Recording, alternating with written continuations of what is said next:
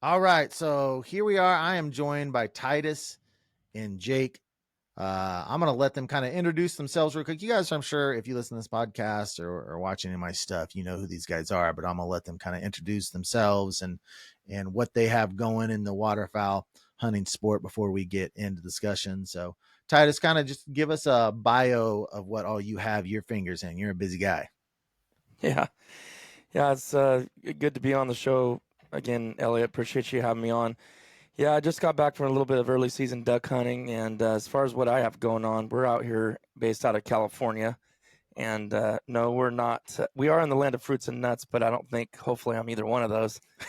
But I may be a little bit crazy sometimes over words, but other than that, uh, I started a YouTube channel several years ago. Like you said, been on the podcast before, so I think most know, but just turned into something never a monetary thing. We've talked about that a lot of times. It was just one to keep all my hunts with my friends and family, be able to look back on that like I still do now, and have those memories saved somewhere we could all go watch them.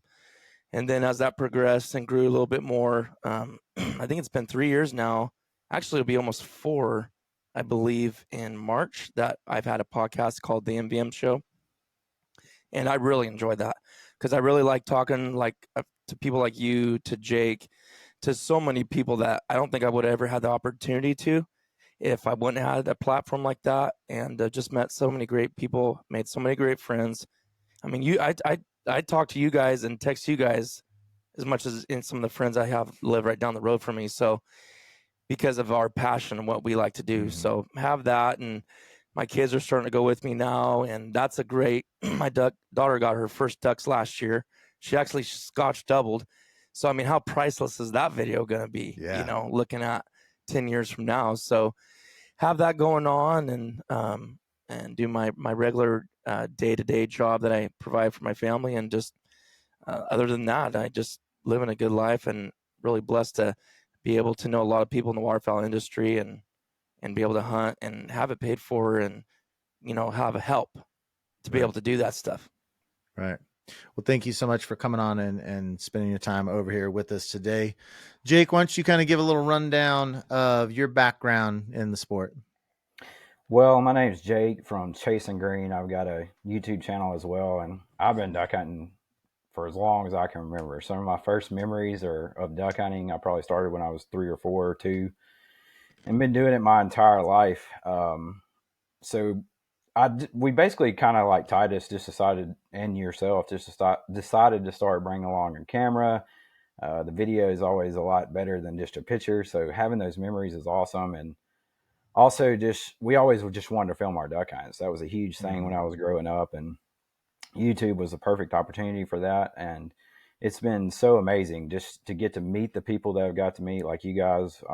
Kind of like Titus was saying as well. All of my friends, or some of my closest friends, are other YouTubers, other duck hunters that I've met in the industry, and that's just been so great. But one of the biggest things I like about what I do now with my YouTube is just the audience, and the audience I get to talk to, the duck hunters I get to help mentor along, and just really kind of bring up that new generation, or really the new hunters. They're not necessarily all young. I talk to a lot of guys that are 70 years old just getting into it, which blows my mind. But it's it's really fun, and I think most of your audience probably knows me. We've been on several hunts together, and so I just appreciate you having me on, man.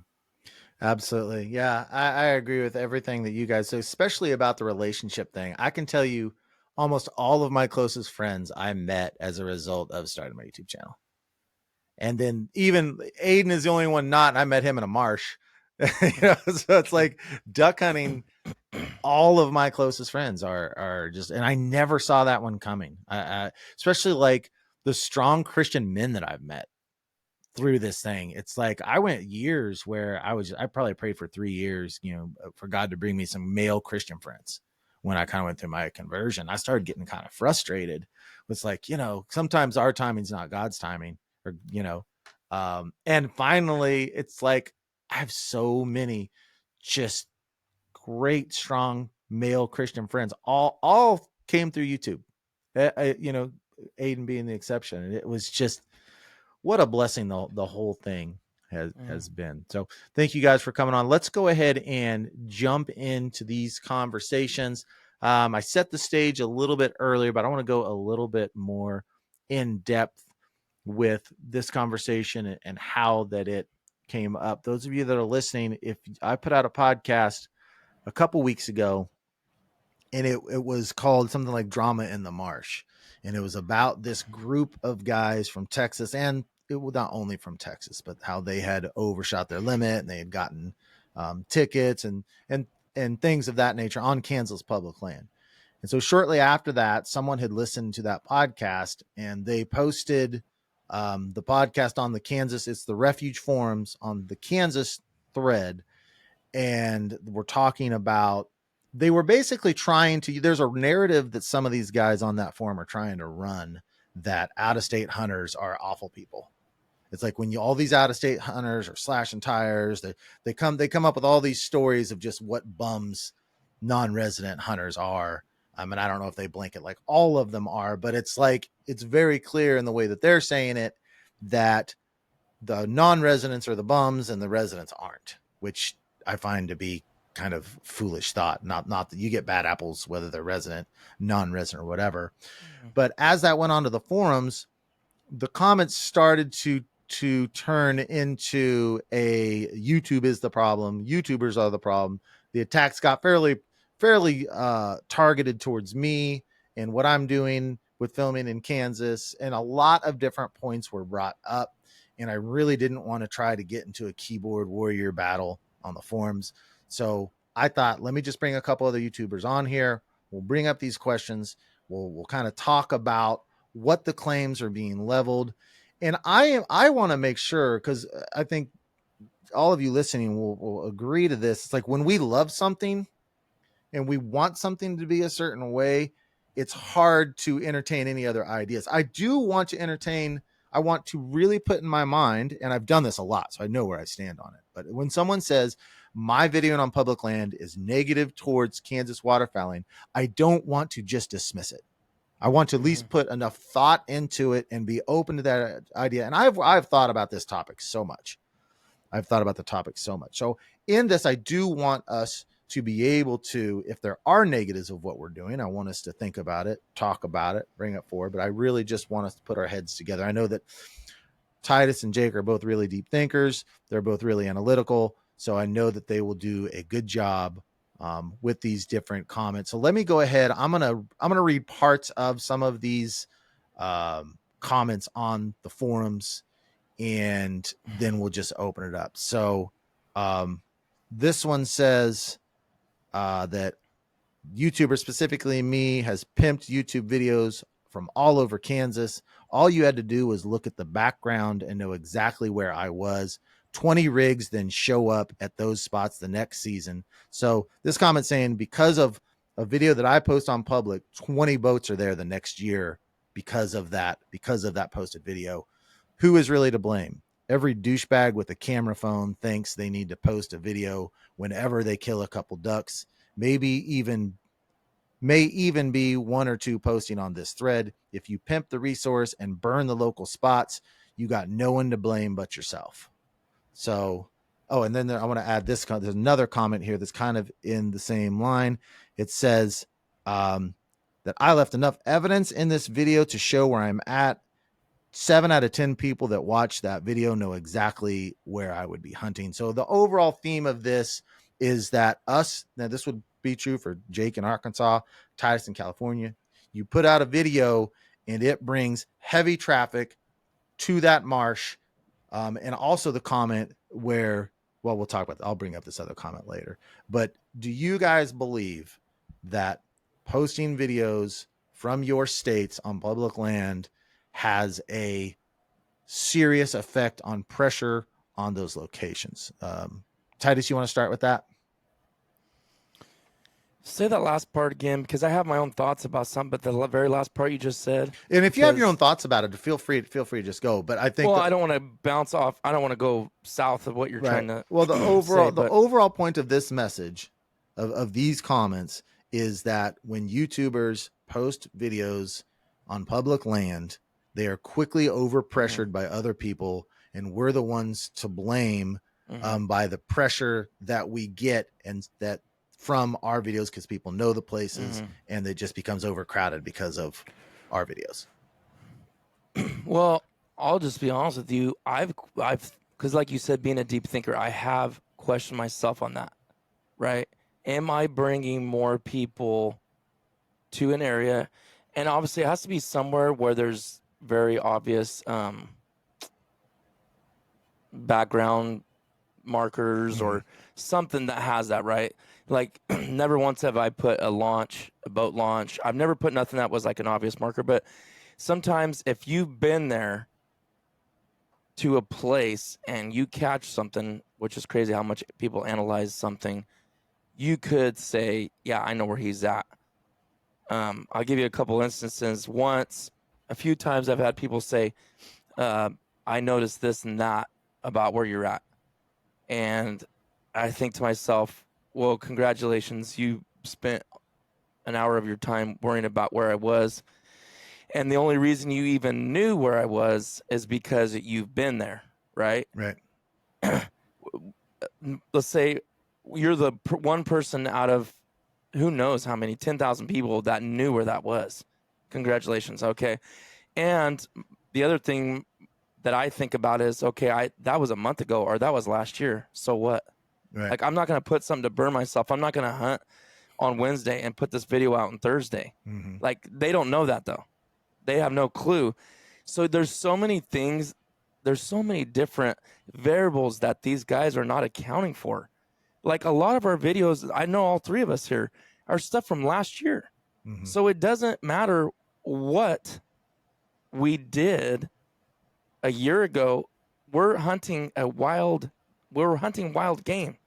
And as I just told you guys before we even started this, that we went on an out-of-state hunt, an early season vet hunt. The same spots that were great the first 2 years were no good this year. Like absolutely no good. So it doesn't even matter. It's irrelevant in my opinion for that one example of picking out places where you're at and people actually figuring out where you are. The other thing is people will say where you are and you're not even maybe in the same state. I've literally been in another state and people tell me in my videos in the comments, I know right where you are in California on this refuge. I just laugh. Like it's my favorite thing in the world for someone to do that because it's like, yes, like they have no clue where I am at. And it makes you wonder how many people don't, right? So again, as far as it causing more pressure, I like you said, people say stuff, whether it's stupid or not. I do try to take it into account and be civilized and think about it in my head and think, okay, you know what? Is there validity to what they're saying? Am I doing something that's hurting us and other hunters? The biggest thing I do is I don't say where I'm at. And the only way you can know where I'm at is if you're local. Number two, if you've been there before. That's the only way. And so I don't feel like I've brought 18 more rigs like they're trying to say about you or 50 more hunters. Have I maybe influenced one or two more people that were actually watched it, that are actually from California, that are actually close to that refuge, that actually know where I'm at? Like put all those together, probably. I probably would say they're a small handful that maybe come. But a lot of these places I go to, you got to have a reservation. That's like winning the lottery in itself. So I'm not going places you can just show up to the next day. You know what I'm saying? Yeah. So I really don't think it's hardly accounting for more. And like you, I've spent a lot of time thinking about that. And I cannot honestly say that I've affected that much. Jake, what do you think? Well, I think there can be detrimental effects when people give out too much information. And I've tried to be very careful about that. Early on, I was putting what states I was in. And I've seen, I'll admit firsthand that can bring attention to certain areas. And I think most people have cut that out now. I know myself, I don't ever put the state I'm in anymore. We hunt a lot of different states. I mean, people got to realize I don't want people hunting, like overtaking my spot either. So I'm trying my best not to give it away. I'm not showing boat ramps. I'm trying to I'm probably not as careful as Elliot is because I'm just not one that's really a believer that there's too much pressure. I just never have it affect me, and I hunt all over the country. I think it's a side note, an excuse that a lot of people are using as to why they're not killing ducks, to be honest with you. Mhm. But like you guys, I do try to take everything into account, even when people are saying negative things. Am I really being a detriment to these places? And I think we all want what's best for the sport. We all want what's best for public land. Every YouTuber that I personally have met, I would say, has a good heart for the sport. And I know all three of us do. And so we definitely don't want to do anything that would negatively impact any piece of public land. We don't want to bring more pressure than necessary. But I think that there's just like this thought that people have this magical superpower that if they see a video, they're just going to magically know where you are. You only know where that is if you've been there. Yeah. So, like Titus was saying, the locals. And if they're local, then they're already scouting it. They already know about it. If ducks are there, they know. I'm kind of like Titus as well. Everything I post is about 2 weeks behind. If you're seeing what I'm doing and you're hoping to get like a leg up on it, you're wasting your time because like I'm not posting it till the ducks are gone because like I'm gonna stay there and keep shooting them. So Yeah. like Go have it. Go at it. I'm going somewhere else. Yeah. Exactly. Yeah, but I try. Every YouTuber I know personally, we all try to do a good job of not overly showing where we are, while still showing enough to like get the benefits of filming a public land hunt. I think there's a lot of benefit to it. People learn a lot. It's kind of like watching game film. When you're actually seeing us in these situations on public, I see more of the positive side of it than the negative. Does like a few locals maybe find out about what's going on in the spot? Maybe. But I mean, I've never for sure seen it negatively impact anywhere that I hunt. So I mean, I know, Elliot, you've been filming on some of these places for years. I mean, you've not seen an increase on them, right? Well, I'm trying to break that down. And first, I will say the video I think that these guys are really commenting on, there was an absolutely obvious identifiable marker in the background. And after I did it, I was like, man, I probably should have flipped to the other side of the pool so that wasn't showing there. But that being said, still only locals are going to see that, who have been there are going to know where it is. And, you know, there's not tons of public hunting places in Kansas. Everyone who lives in Kansas knows where the good teal hunting's at. Everyone knows where the good hunting is in Kansas. It's not a big secret. So like the fact that locals go, oh man, I know right where that is. Okay, so what?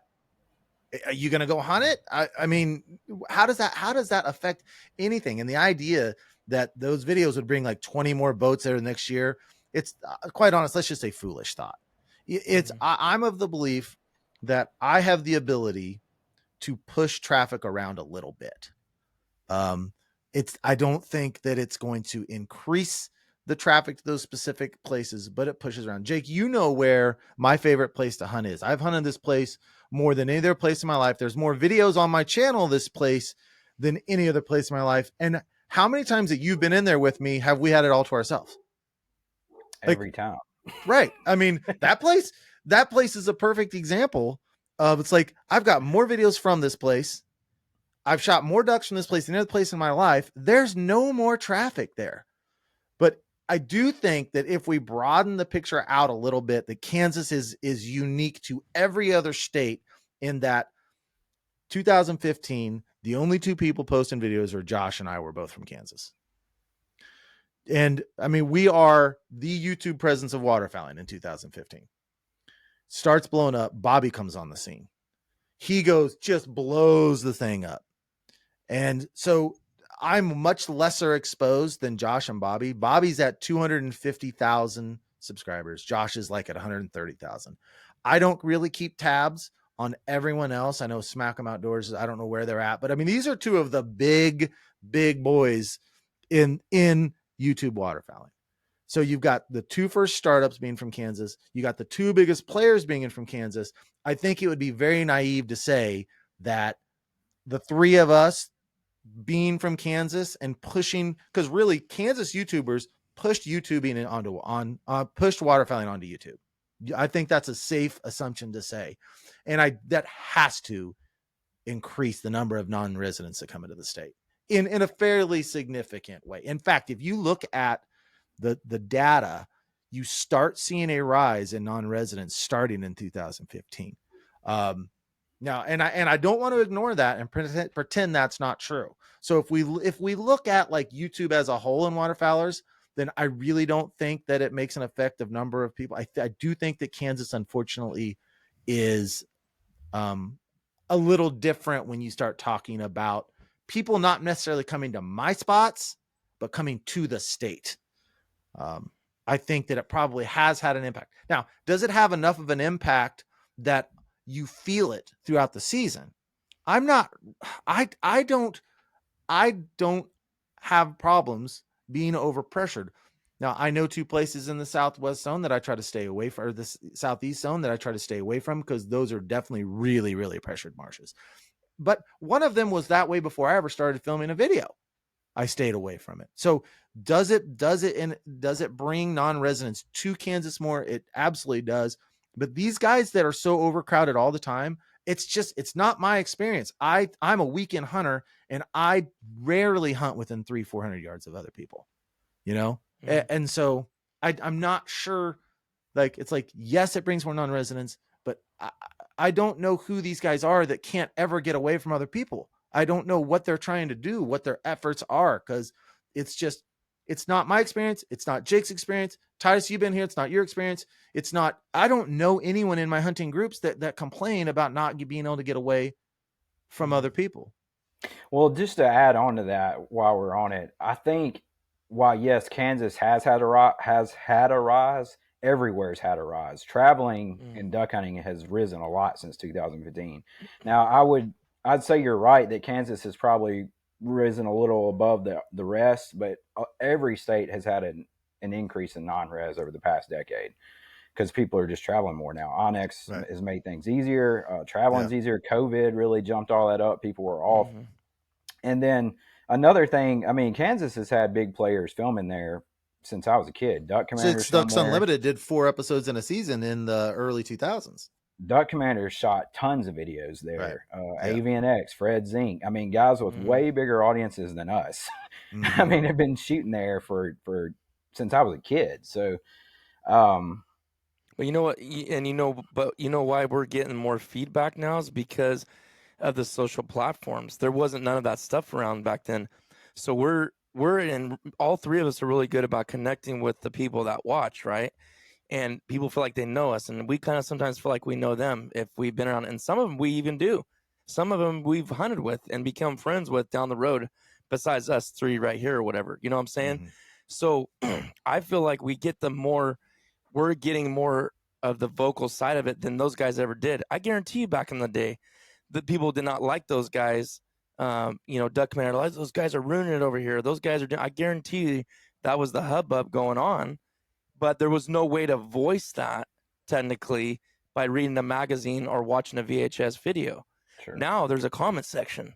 So, I mean, every Tom, Dick, and Harry can put everything they want in there, and we're accepting of that. We don't, it's open. Go ahead.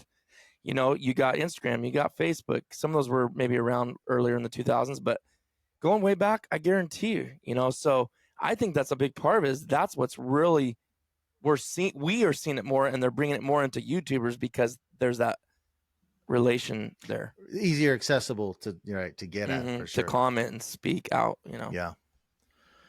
Well, either of you guys have any other comments on just videos bringing so much added pressure that it's something that should just be completely frowned on? No, I think it's just I think that's just exaggeration. And kind of to transition, I would say that the upside of it, if there is any negative, is way better than what minor impact it may have. I would say there's a much greater positive impact of the videos. Yeah. And we're definitely going to get into, I think we can get into that with this next comment. I do want to hit one more thing in that first comment that I just can't stand about the waterfowl community, especially on forums, where this guy, the sentence with every douchebag with a camera phone thinks he needs to post a video whenever they kill a couple ducks. Why do we need to coin just guys with a phone excited about killing ducks a douchebag? How is that productive to the waterfowl community? That like just some guy that's so excited about our sport that we love that he gets out his camera to show all his friends. Why are we coining someone like that a douchebag? I think this has really gotten on my nerves here lately, and it's mainly older guys. So I'm not getting on every older guy here. It's not like even the majority of them, but there is a good section that just really despise the whole social media thing. And I think they just don't understand that younger people. I mean, they do social media with everything. If they get something good to eat, they're taking pictures of it. You know, if they're Right. playing sports, they're taking pictures of it. They're doing social media with everything that they do. So when Yeah. they go duck hunt, they're taking pictures of it. It's just part of their life. Yeah. And I don't find anything wrong with it. We really become kind of like, really the whole country in general is kind of become real tribal. You're either a social media guy or you're not. And I've even seen it with like other things. Like I've heard 5 or 6 people say like negatively, oh, they're probably sick of wearing flat bill wearing punks. You know, like if you wear a certain camo, it's like this tribal thing. And so it's very much you either are exactly like me or I hate you. You're my enemy. Like if you don't do everything like how I do it, instead of being kind of excited and positive that these young cats, because it is mainly young guys doing the social stuff, so I'm kind of targeting towards them, but really anybody doing it. Can we not just be positive and excited that they're out there duck hunting, coming to love the sport, being a supporter of the sport versus being on the streets doing drugs or this or that? I mean, I'm just excited that these kids are duck hunting, man. And if they want to take pictures of it and if they want to send stuff to their friends, then so be it. I mean, I'm all for that. I just don't see the need to like cross my arms and sit back and judge how you want to duck hunt. I mean, I don't think that's going to do anything good for the sport. You're definitely not going to change it by sitting there being judgmental and just kind of griping. You're only going to cause more of a divide. Yeah, and judgmental in such a negative way. I mean, in such a condemning, negative way. Before I read the next post, I want to get into this because I know Jake, you're passionate about this. Titus, I'm sure that you are as well. Is that there are some YouTube content creators out there that maybe don't do things how we would feel are the right way, that present, because we are mentors to young kids that don't have mentors. People are learning how to waterfowl hunt by watching YouTube videos. And there are some YouTubers that I would say don't watch this YouTuber as a mentor. And there's others. I try to be that in the way I conduct myself. I know from you guys' content, I know you personally, that you guys are trying to be in that. These young guys are going to need mentors of some kind. So, Jake, why don't you start out? What positive do you think that YouTube waterfowlers like yourself, Titus Mutz, do we bring anything positive to the table? And what do you feel like those positive things are? Sure. And I really didn't see a lot of these positives until I got into it because you really wouldn't unless you're on this side of the YouTube game, kind of. I grew up with a dad and uncles and all kinds of people that duck hunted in my life that taught me how to do it. I was mentored. I had no idea that people just jumped into the sport with no help at all. And that's actually a huge section or a huge segment of the duck hunting population. A lot of guys just get into it not knowing anything. They don't have anybody to take them. They don't have any friends that do it. And YouTube is a huge resource for them. I mean, that I honestly got into YouTubing at first because I wanted to just film my duck hunts. I thought it'd be cool. But it's really become more of a mentor game and a teach game, like the tip videos, even just the public land hunt videos. I mean, the amount of messages I get, I know Elliot, you get them, Titus, I'm sure you get a ton of them too, just of guys saying, thank you for doing this video. It really helped me. Just like a guy or just like a person would YouTube, how do I fix my vacuum cleaner? A lot of people are YouTubing, how do I duck hunt? How do I set up a decoy spread? How do I, duck hunt as a beginner? It's a huge thing. I mean, I know Titus has got some beginner videos that have hundreds of thousands of views. There's obviously a need for that, or they wouldn't have so many views. And just, I get messages all the time about how our videos have helped this person, on their duck hunting journey. And that's really become the main goal of my channel. When an 18-year-old, and I've even had older guys, 70-year-olds even, when they say, man, I shot my first group of mallards feet down in the decoys today, and I learned it all from watching you. I mean, that makes everything I do worth it. And that's what it's all about, man. And we need that resource out there. I mean, I really don't know, because it's getting harder and harder to live the social life that people used to live. Like, people are just more isolated now. And I know a lot of guys I talk to struggle to find somebody to duck hunt with. So YouTube's really all they got. And I mean, I'll fight to have this resource for them as with all I got, because I believe in it. You have any thoughts on that, Titus?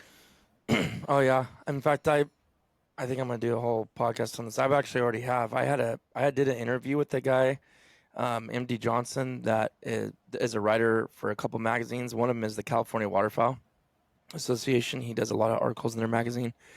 And actually, he interviewed Matt too, and he asked us this exact question. This exact whole conversation, this whole podcast is about. He did a whole interview about it, and I'm huge on this, like Jake. Like, it's huge to me. It's very important. And again, I never started thinking that. I'm not going to go in saying, "Oh, that's why I did it." You know, I don't think that. None of us here do. But once I realized, like, man, there's a lot of people searching for this, and a lot of people want to know, and I have quite a bit of experience. You know, 23, 4 years I've been duck hunting, so it's like, yeah, you know, I'm gonna make those videos, like you said, Jake. Some of those videos I've made, I'm gonna make them for that purpose, and they're very thought of deeply, and there's really a lot of intent behind it. I don't take it lightly, you know. And my biggest thing is, and what I said to MD in that interview was, and this is not patting myself on the back, because I know it's happened to you, all of you guys here, and a lot of other people. It's not that. It's not self-gratification or glory. I'm just saying this since we're on the topic. I have got hundreds, I'm not exaggerating that, hundreds of messages between emails, Instagram messages, Facebook messages, comments on YouTube, face to face, when I've seen people on refuges saying, "Thank you so much for your videos. It's got me into duck hunting. I didn't know what I was doing. I never even thought about duck hunting. I stumbled on your videos. Then I decided I wanted to do it. Now I got a couple buddies doing it." Or, "Oh yeah, I got my kid out. I stopped duck hunting for 20 years. Now I have a little boy. He's 7 years old, and I want to teach him the trade and have fun again doing this." I'm not exaggerating. Right, Hundreds. right. Like, for over the last 6 or 7 years, however long I've been doing it, nonstop. So like Jake said, every time I get those messages, it's like the best thing I could get. Like, all the other stuff doesn't matter. The limits, the not limits, the bad hunts, you know, all the time spent editing, all the time pulling your hair out, trying to do stuff or get bad film, whatever it is. That right there is like, if I quit now, that's the only thing I'm going to remember and be thankful for, is that right there, because it got more people into the sport. Because he asked, "Do you think you've caused more people to get into hunting? Do you think you've helped with the numbers of new hunters or selling licenses?" Absolutely. Because people, you know, it's not going to be like that for you every time. We all know that every time you go duck hunting, because they look at a video where you took the best hunt and you put it on, you know, I mean, we put our bad hunts on there too, but like, you put the best hunt on there, and some people, it's like a shock wave to them, like, oh, it's not like that every time. You know, of course it's not. It's hunting. But the time spent that people realize they're with their family, their friends, their kids, that's really what it comes down to. And bottom line is, people know that once they experience it. And I think YouTubers, for the most part, have done nothing but sell more hunting licenses and help for the word's slipping my mind, to bring more habitat and to take care of all that stuff. That's what it's done. Honestly, there's no doubt in my mind. I would stand by that in front of a judge. I really would. Has there been negatives from some of it? I guarantee you. I look back at some of my stuff, I'm like, man, I wish I wouldn't have did that. I wish I wouldn't have showed that, or I wish I wouldn't have said that. That's totally different. But in general, it's been nothing but a massive help to the hunting industry, in my opinion. Yeah, I mean, even some of the bigger guys that are, there's these people we could all think of that maybe have brought negatives with the content that they make, but I would say that even them have still brought people into the sport. And most of the people I see hating on YouTube, if you ask them, they don't want any more people in the sport. They hate that we're bringing people into the sport. Right. And that's what frustrated me about some of the comments that were made about Elliot. Like, these guys were hating on him like he's, one of the comments in particular were talking about how he's not as ethical or not as good for the sport as the guys on the forum. Well, I would say most of these guys that complain about us haven't lifted a finger to do anything for the sport. They Mm-hmm. buy their license and that's about it. They don't mentor people. They don't take kids. A lot of the ones that I've known that are kind of complainers, not saying all of them, but YouTubers, like Titus said, are one of the driving forces of the future of the sport, in my opinion. And Elliot, really, both of you guys are some of the best for that. Elliot takes the most ethical shots out of anybody I've ever met. Like, for someone to say that it's not good for a kid to watch him duck hunt is out of their mind, in my opinion, because there's nobody else I would direct somebody to learn how to duck hunt than Elliot in his shot selection, how he gets away from pressure, how he treats people on public land, and all that comes through in his videos. I mean, that's an invaluable resource, in my opinion. I mean, it's one thing to tell somebody about duck hunting, but when they actually see somebody do it over and over, I mean, you just learn so much from it. And yeah, I mean, I'm super passionate about that, and I would challenge anybody to bring up a rational argument of how that's not a good thing. Mm-hmm. Yeah. Yeah, and that kind of leads into this comment that was made, and it said, "Let's be fair." Now, there's a group over there, and they call them the Squeaky Wheelers, and they call them that because these are the guys largely responsible for, or have put the most pressure on the state to enact the non-resident restrictions, and so they've kind of called them. That's kind of coined as their name. He said, "The Squeakers and the group you described above are two vastly different hunting groups. Despite any difference of opinion, I can say with confidence the group on here that has been coined the Squeaky Wheels are honorable guys who care about the resource and the future of hunting, who eat what they kill, and are more of what I call traditional hunters, which is what I consider myself to be. That's a far cry from most of the YouTubers who are videoing everything, posting pile pics, in general, marketing the resource for their own gain." So he really drew a distinct line in this comment. So I want to bring out of this is social media positive or negative? And you can talk about anything you want to about that comment, but is social media positive or negative? Because he's calling it out, just people posting pile pics and is it appropriate for other waterfowlers, hunters, to be so upset about others wanting to share their pics on social media? And we talked about that a little bit to begin with, but I don't know. I'll let you guys give your thoughts or opinions on the specific quote there, or just the topic of like YouTubers and people who are into social media are the ones that don't eat what they kill. They're the ones that are the slobs of hunting. It's like they're all that has to do with wrong of waterfowl sport is YouTubers, social media. That just seemed like, and I think that's the comment you were kind of referring to, Jake. It just seems like such a crazy comment. Yeah, for sure. I mean, I can tell a lot about a person who immediately assumes something about somebody they don't know. Like I know all I need to know about that person.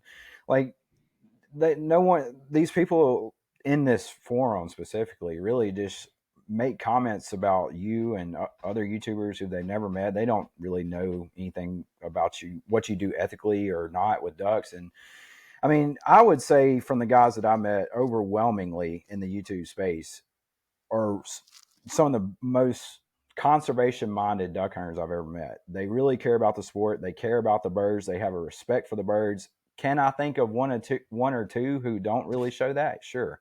But I mean, that's such a minority. And I also think that they just like the comment said that we're marketing, the birds for money. I mean, I can tell you right now, there's not that much money in duck hunting. Yeah, right. We're not making any money. Like none of us have quit our jobs. Yeah, like it's crazy. They think just like we're not Mr. Beast, man. We're not rolling in millions of dollars. We're barely scraping by to get through another duck season. Every guy that I know. So it's, I mean, like Elliot and I have talked about before. We were doing this long before we ever started carrying a camera, and Lord willing, we'll be doing it long after we quit carrying a camera if we ever quit. Like we've always been about duck hunting. We just happen to film it. I mean, we're no different than any other average duck hunter, except we just film it. And yeah, we do work with brands and stuff like that to help pay for some of the stuff that we do. But I also feel like we just talked about a while ago, we're bringing positives to it. And, is there a line in there of how much somebody should be compensated? I don't know. I mean, that's a conversation I'm willing to have, but I just don't see us as like in it for the money. I don't think of that for any of the YouTubers that I know, except maybe one or two. So, yeah. Well, so you're saying if you quit YouTube right now, you're not gonna stop duck hunting? No. Are you gonna stop duck hunting because you quit YouTube? Yeah. That's what me and Elliot have said 1,000 times. Like I've already talked about quitting, stopping a couple times. Is just because just always been bringing camera stuff to the marsh is a pain in the hind end.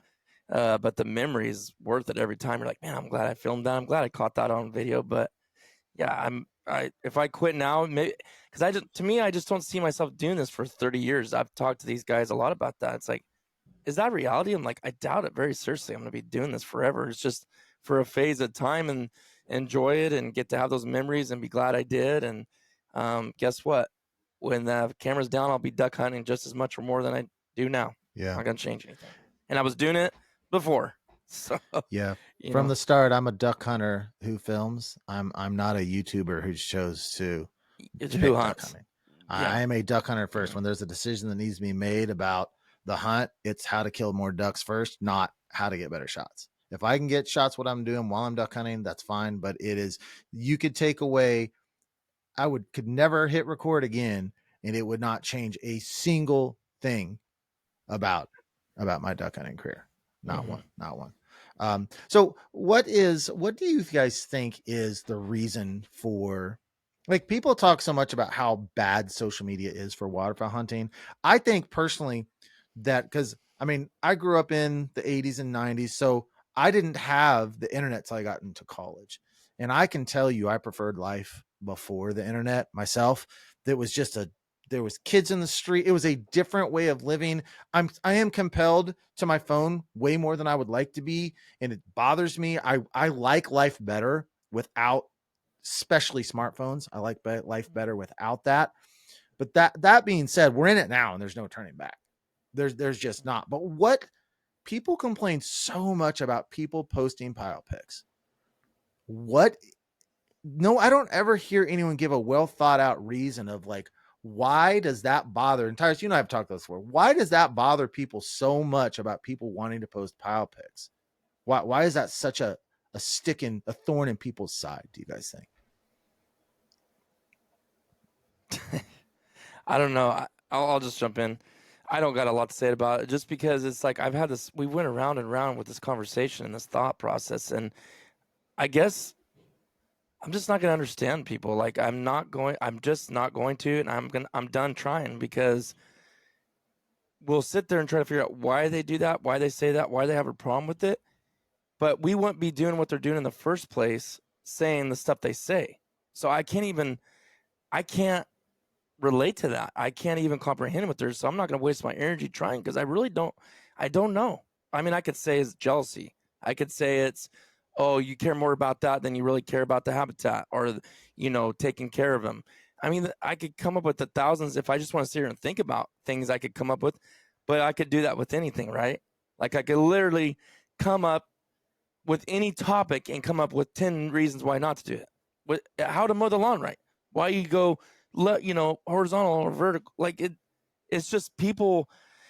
And it's not just this community. I mean, you look at football and look at sports and look at people and movie actors and how people just want to take digs and want to say this and that. I mean, who knows? It's like it could be 1,000 different things. So that's just what people are going to do. I feel like we can come up right now and spend an hour on reasons why, but it's like it's just different people. You can't put a finger on it. What do you think? There is no final answer to that.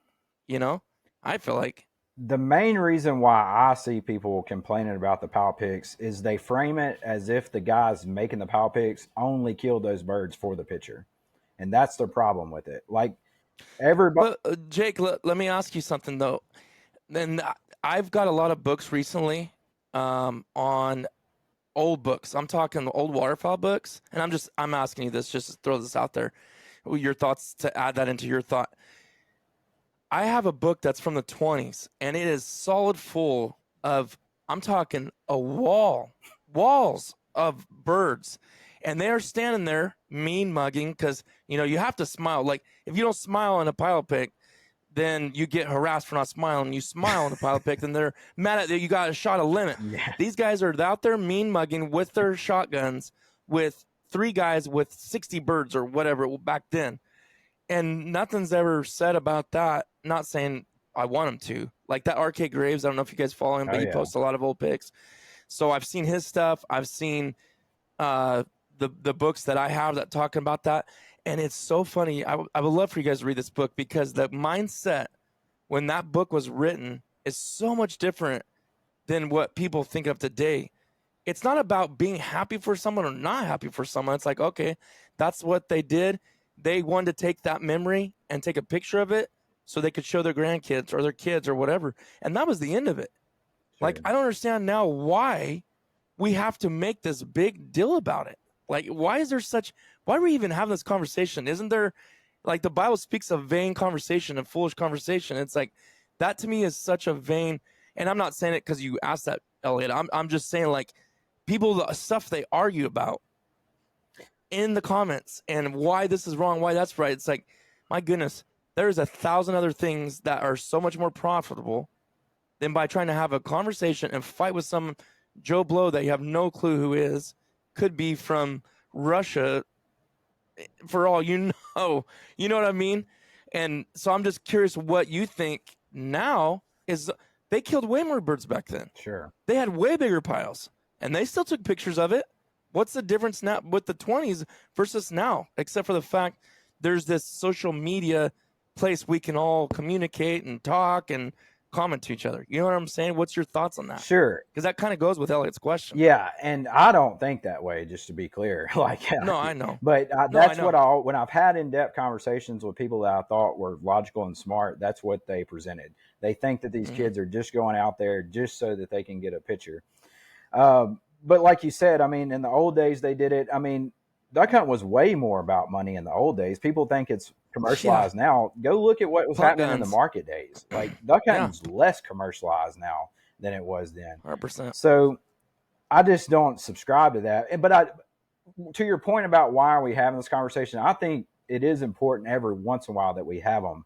If not, then the conversations will be dominated by the negativity side of things. As we are kind of in front of people with our YouTube channels. And to me, I take responsibility with that we are kind of responsible for leading at least some aspects of the thoughts surrounding duck hunting, the conversations around it. So I think it's important for us to kind of voice reason, or at least our opinion of reasonable conversations, so that the people have the other side to hear. They're not just hearing the negativity. They're not just hearing the stupidity, I call it, out there of some of these conversations. But anyway, back to the pile pick thing. I mean, I've never met anybody that I seriously thought was just going out there to get a social media picture. They went out there to duck hunt. Never. Do they go out there to kill limits? Yeah. But I've been going out there to kill limits too. I mean, like, that's why I go. Exactly. I mean, like, I'm not trying to kill as many birds as possible, but I never go out there saying, I hope I kill half a limit today. Like, well, yeah, and that's what I'm saying. People, but that's what I'm saying. You can say, it don't matter how you say it, it's wrong. Yeah. Because if you say, man, if I say on my podcast, I'm gonna go out there every time in the mindset to get a limit, then you're getting judged on. Oh, that's the only reason you go duck hunting. Well, like, the goal is to shoot my limit. But if I don't shoot it, it doesn't mean I'm a failure. And I think I wasted my time out there. I should have never went. Never think that. But that's what I'm saying. It's like actually one of the guys commenting here said, look at the world we live in. Well, look at the world we live in. That's just bottom line. It's just here's this topic could get me so going because, and I'm not mad, but I think it's a variety of all these other things, right? I feel like we live. We got to be careful on saying this, but the generation we live in. How old are you, Jake? 33. Okay, you're 33. I'm 39. Elliot, you're 50, how old? 50.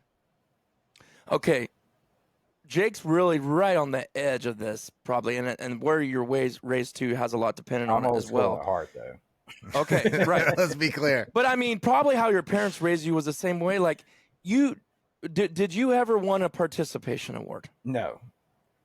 Shine that. I'll throw that in the dirt. I don't want to. If I'm not gonna get out there, I'm out there to get first place.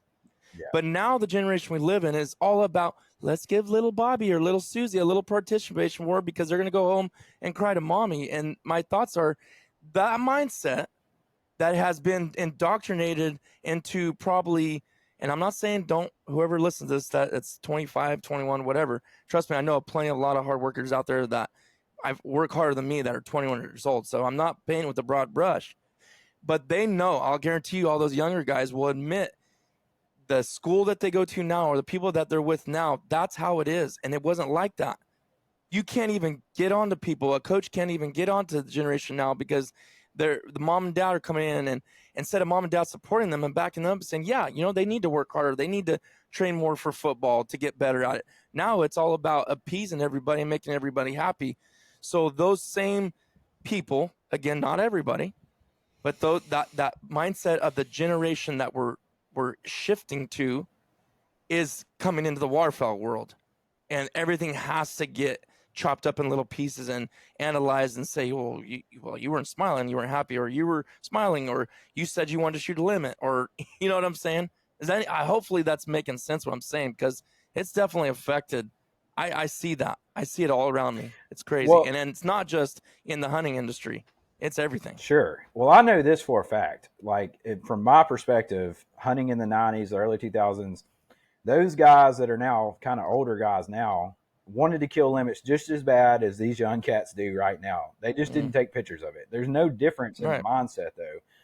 And there's really no difference in how they act and how they hunt. It's just like, really, the social media talk and kind of the complaining and the judgment is really coming mostly from like that, in my opinion, the 35 to 60-year-old generation. They're the ones that are just like hating on these young guys. They do everything wrong, and they do some things wrong. I'm not saying that they're perfect or anything, but I'm just saying one thing I see is that there's way more of a, I don't like you because you're young, instead of let me try to help you out and teach you like the respectable way to do this. It's more of like, you're worthless and no good, and I hate you, and I wish you wasn't in the sport. That's the vibe I get from a lot of these older cats. Not all of them. I'm like Titus, I'm not painting with a broad brush. I know plenty that are great mentors and great, examples, but most of that talk about the social media thing is that older generation that just think that they were so much better than these young cats when they were 18. Like, they didn't go out there to shoot a limit, it's crazy to me.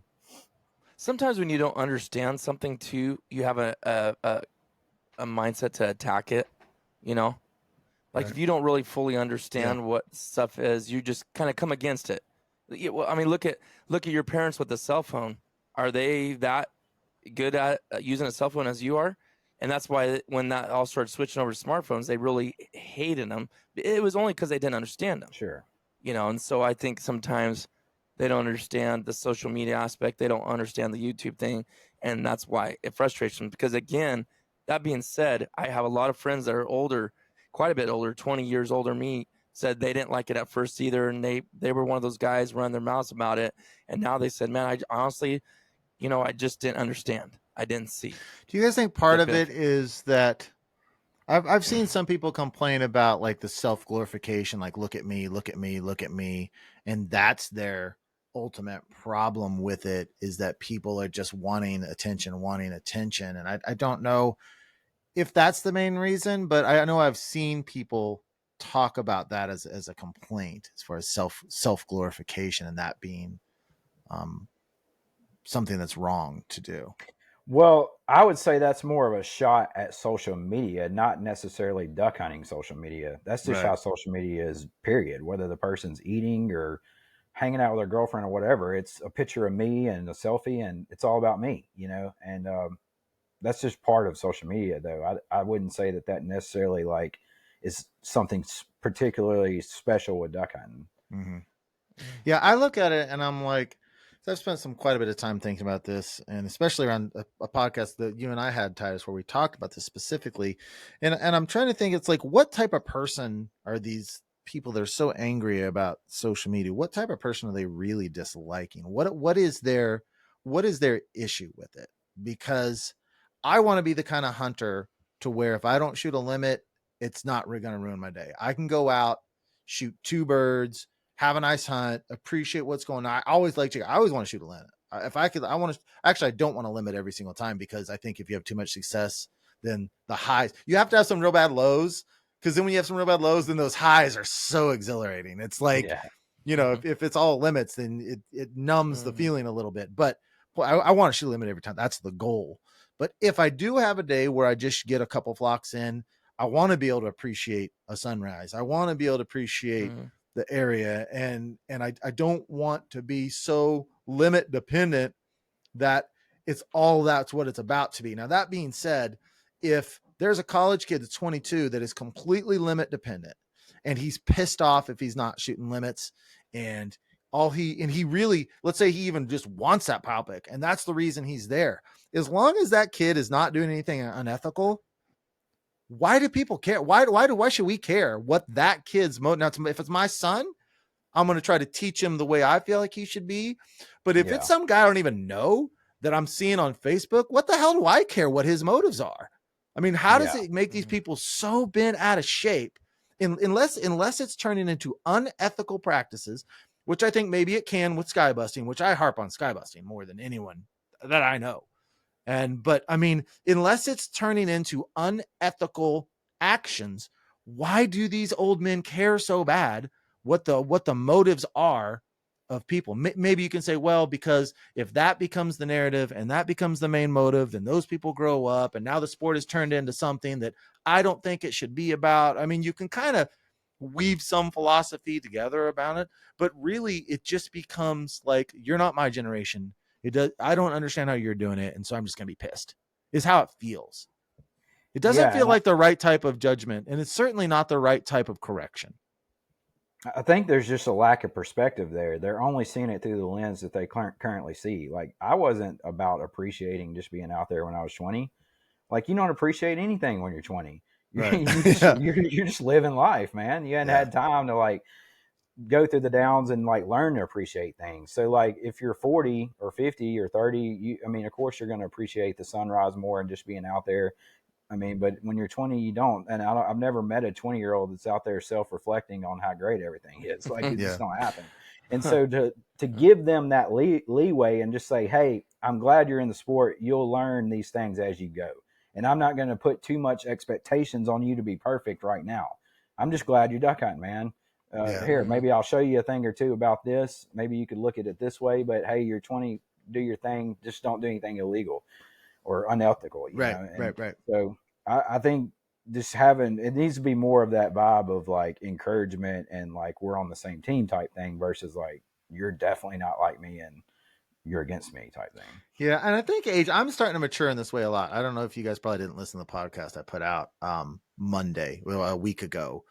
But I used to coin things the 5 sins of waterfowl hunting. Like, it was really, when I taught kind of how I thought things should be done, it was always really accusatory. These are the sins. And I realized a lot of these things are not, they're just my preferences. Like water swatting is a perfect example, right? People get so mad about it. Isn't that just a preference? Is that real? You know, if we're talking about picking up trash, if we're talking about, you know, there are some things that absolutely are unacceptable, but who are we? Things that are not immoral, unethical, that cause really negatives, who are we to be really emotionally passionate and condemning of people for not viewing the way? And I've been really judgy about hunting in big groups, as you know, Jake. I've been that way about like shot selection, even to a point of a fault. And I think that like when we have something that we are passionate about, it's so easy to just be like, you should do it my way. It's so easy to fall into that. And I think part of it is just that I don't understand it. It's not how I do it. You're a douchebag if you do that, you know? Sure. Absolutely. Yeah. Well, man, we've hit it pretty well. I'm trying to think if there's anything else. We pretty much hit it all. Are there any other things that you guys wanted to bring forward or hit on before we close this out? No. Well, I would like to say, like, just going back to, I feel like people have they've let the negativity way overtake the positivity. Like the experience you had on the opening day at Teal. Mm-hmm. People will take that one incident, something that happens 1 out of the 20 or 30 times they hunt out of a season, and let that dominate how their season went. Like, oh, I had this terrible experiences with non-residents, when it only may have happened once or twice. You're out there on the opening day, dude. Like, curb your expectations about how peaceful it's going to be out there. Right. There's going to be some loud boats and some big groups of hunters. It's opening day. That's just how it goes. Like, Right. but if you go out there 15 other times and it's not like that, maybe you should hold off on writing to your state representatives about changing some rules just because something happened one time.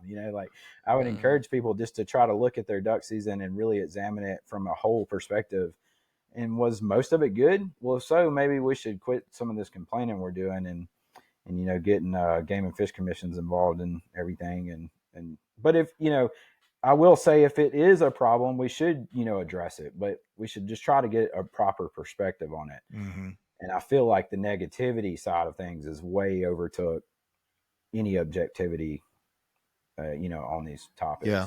And I think all of us, whether it's the people that act more negative, or all of us care about the waterfowl hunting community for the most part. And I think that we're going to be a lot stronger with a lot less angry, judgmental condemnation of people that aren't doing things the way that we're doing it. I think it's just going to be a stronger group, and we need more waterfowl hunters. This is a dying. Well, I don't know if it's dying, but everything I've heard is that the numbers are going the wrong direction for the sport, and we want our grandchildren and our great grandchildren and our great great grandchildren to be doing this. It's not only going to be good for us, but we are the community. There's so many ducks because of the efforts of conservationists around the sport. And it would be a tragedy if there was less ducks, period. Whether you're able to hunt them or not, but hunters are who push forward all of these conservation topics. So we just need to be stronger as a community and have less judgmental towards each other, be less judgmental towards each other. If you believe the numbers, the sport's dying. I mean, we have half as many as we did in 1970. Like, it's not that hard to look at license sales and hip surveys. They ask you every year on your hip survey, did you hunt last year? Yes or no. It's very simple. So either somebody's lying, which, I mean, I'm open to hearing any logic on that, but they report that we have half as many hunters as we did in 1970. I've seen the numbers. So, the tactics that we're using to keep the sport alive is obviously not working. So maybe that YouTube will help with that. But, and like you were just saying about bird numbers, yeah, it is about bird numbers, but less than 1% of the U.S. population duck hunts, like right. less than 0.5%. Yeah, so like, why should we get these tax dollars that go to create these wetlands? I mean, some of the wetlands we hunt, millions of dollars went into creating them. Yeah. Why should they allocate that to us when only like half a percentage of the United States population is going to use it? I mean, in my opinion, the more people we got, the more people that love the sport, the better protected the sport's going to be, the better protected the resource is going to be, which is ducks and habitat. And it's just a win-win all the way around. I mean, I don't think ducks would be near successful as they are without $100. And with a constant downtrend, I think we should be doing anything that we can to get more public land access, more protection, from a government perspective. I just don't think it would take very much to sway the 99% against and make them anti-hunting. Most of them are just neutral. They don't care one way or the other. Right. There's only like 1% of us that really love it. So yeah, I'm just always mindful of that and trying to do anything I can to keep the sport going and grow it. Well, good point. Yeah. Well, thank you very much, guys. If you like the podcast and like what these guys are saying, make sure and check out Titus on Mid-Valley Mercenaries channel on YouTube, MVM Show podcast, and Jake over at Chasing Green. Guys, I really appreciate you coming on here and having this discussion with me. I think it was valuable. Hopefully people will gain things from it. If you guys have any feedback, if you're listening, you have any feedback, feel free to contact me on Instagram at Freeland Duck Hunting or freelandsduckhunting@gmail.com. And I would love to get your insight and thoughts on what all of us have been saying. Maybe some of those will even make it into the comment of the week. Do you guys have anything else before we get out of here? No, thanks for having me on, Elliot. Yeah, appreciate it. All right. Until next time, you've listened to another episode of the North American Waterfowler Podcast.